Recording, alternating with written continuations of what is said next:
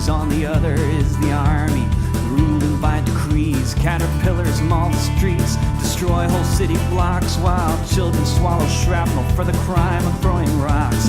Fences are erected around the towns they flatten, and Herzl's own fanatics sleep on sheets of satin, and they water their plantations, drilling ever deeper wells, while the displaced children of the hopeless are filled with bullet shells. The word you need to know is occupation, the very definition of a land without a nation. And if peace is what you're after, then let us not deceive. It'll come on the day the settlers return to Tel Aviv.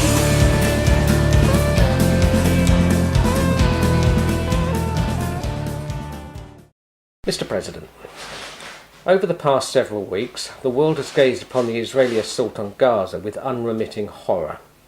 That any nation could do this to any other, visiting such brutality and cruelty upon innocent people, is beyond human comprehension. But the fact that the perpetrator is a nation that claims the Holocaust, the most monstrous collective act of brutality in human history, as the raison d'etre for its existence, makes it all the more incomprehensible. The world has listened with yet more incomprehension to the endless litany of preposterous claims for justification and shameless barefaced lies from the Israeli propaganda machine, granted limitless space and airtime by a slavish corporate media as an apparent substitute for credible journalism. Rarely, if ever, is this disingenuous tirade of unspeakable chicanery ever challenged to any meaningful degree in the US media. The less said about it, perhaps, the better. And in the only minimally less reprehensible European media, it is subject to an obsessive policy of balance and impartiality, which ends up effectively rendering them as partial as hell. The BBC is probably the most accomplished exponent of this black art. Did the Beeb, as it's now less than affectionately known to the British public, exercise this same obsession with balance and impartiality in respect to the former South African apartheid regime? I rather think not. I will not bother to address these Israeli claims for justification here. I think I can say with certainty that you are not a stupid man. I am confident that you are intelligent, well informed, and, in impressive contrast to most of your predecessors in the Oval Office, you do not come from the same ruthless, unconscionable corporate background that they have. Indeed, you have a background in community service which could not draw a starker contrast. I recently watched your YouTube video address calling for US citizens to get involved in grassroots community projects, which is highly inspiring. I have myself been fascinated by the concept of local microeconomies for some time. Therefore, I am sure that the basic facts, that Israel now exists well beyond the territory allocated for it by the UN in 1947-48, that Israel was established only through the most brutal ethnic cleansing of Palestinians from their own land, between November 1947 to the end of 1949, some 530 Palestinian villages were ethnically cleansed, and 33 brutal massacres carried out by the Israeli Haganah, roughly half of these before Israel formally came into existence on the 15th of May 1948. That its radical Zionist architects, David Ben-Gurion, Joseph Weitz, Menachem Begin, Chaim Weizmann et al., made no secret of the fact that they had absolutely no intention of respecting the UN's generous Resolution 181 boundaries afforded to Israel, some 56% of Mandate Palestine, are not troubled to quote them here, asserting a claim to all or near all of Palestine. All this will be well known to you. You will know too that the construction of the modern state of Israel began in 1917 with the signing of the Balfour Declaration, decades before the Holocaust, which, when the Israeli propaganda machine runs out of arguments, as it always does, is pulled out of the battered hat as a pathetic justification for Israel's expansion and further occupation of Palestine and its barbaric brutalization of Palestinians, a people who had precisely nothing to do with the Holocaust, but have had to pay, according to the Israeli rationale, for this unprecedented act of genocide.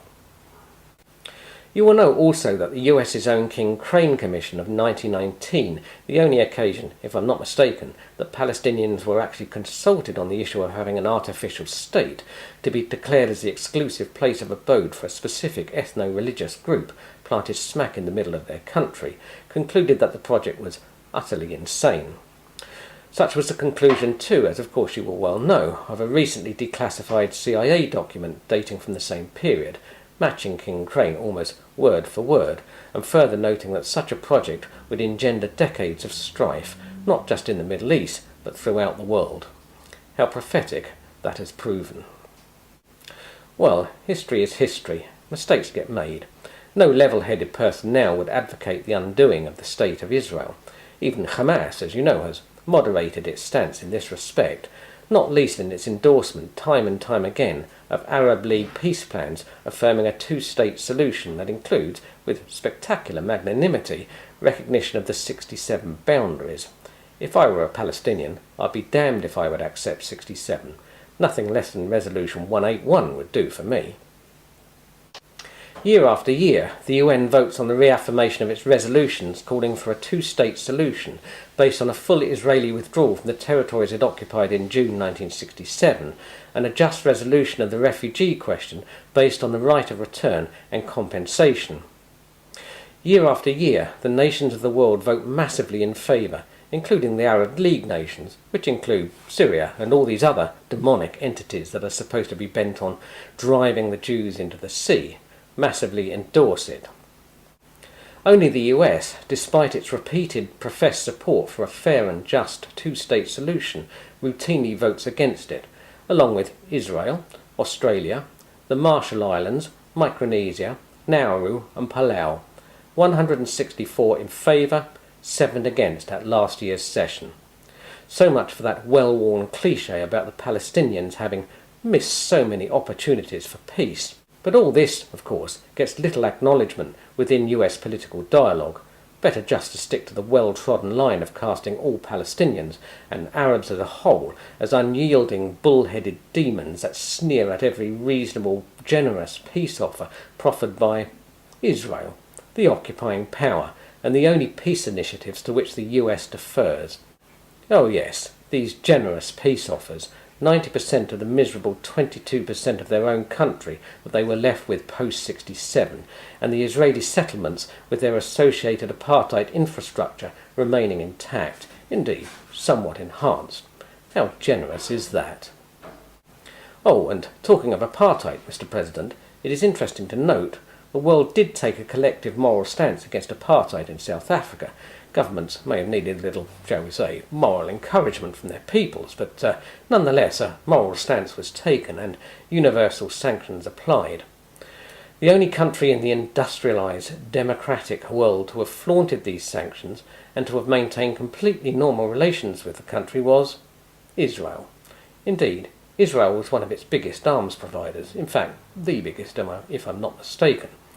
Just a little historical footnote that seems to have fallen by the wayside somehow, Mr. President. I am sure, Mr. President, that your newly appointed Middle East envoy, George Mitchell, can remind you of how matters proceeded in Northern Ireland under his stewardship. You don't have to like Hamas, and nobody had to like the IRA, but Mr. Mitchell understood the need to sit down and talk with them, and peace was the dividend. And may I remind you, the IRA were not a democratically elected authority. Hamas is. A blinding flash of white light lit up the sky over Gaza tonight. People running for cover, not knowing whether they're dead or alive. They came with their tanks and their planes, with ravaging fiery flames, and nothing remains